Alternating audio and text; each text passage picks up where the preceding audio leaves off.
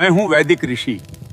हमने इस भूमि का नाम भारत रखा राजा भरत के नाम पर, जो धर्म और साहस के प्रतीक थे। यही नाम आज तक जीवित है। मैं हूं पुराणों का भूगोलविद। हमने भारत को जम्बू द्वीप कहा, जहां जम्बू वृक्षों से भरपूर भूमि थी।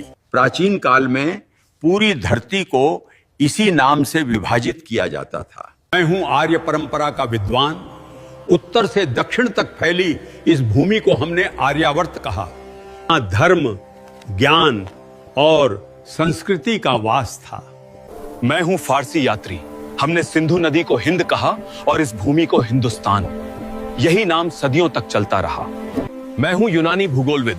हमने सिंधु नदी को इंडोस कहा और पूरी भूमि को इंडिया। यही नाम ब्रिटिश काल में आधिकारिक बन गया। मैं हूं प्राचीन व्यापारी। भारत की सोने जैसी भूमि के कारण हमने इसे सुवर्ण भूमि कहा। सोने, मसालों और धन की धरती। मैं हूं अरबी नाविक। हमने इस धरती को अल हिंद कहा। सागर, मसाला, व्यापार और ज्ञान की भूमि। मैं हूं फारसी इतिहासकार। हमने इस देश को हिंद कहा, जो सिंधु नदी से निकला नाम है।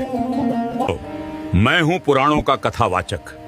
इस उपमहाद्वीप को हमने भरतखंड कहा, राजा भरत की विशाल भूमि। मैं हूं चीन का भिक्षु यात्री। हमने भारत को जिहोनगना कहा, ज्ञान और आध्यात्मिकता की भूमि के लिए। मैं हूं प्राचीन चीनी इतिहासकार।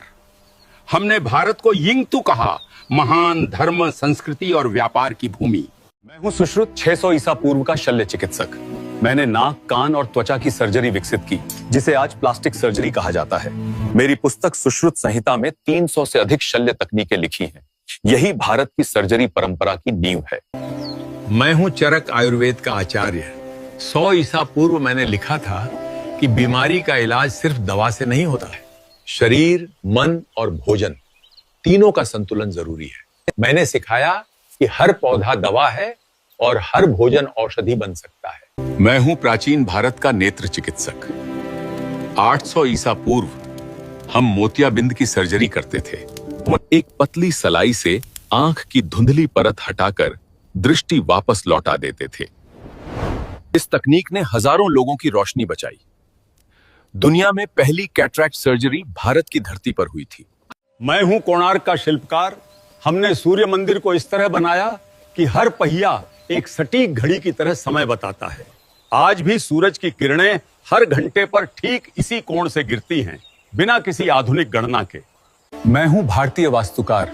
हमने ऐसे भवन बनाए जहां हर दिशा, हर खिड़की ऊर्जा के अनुसार तय थी, बिना बिजली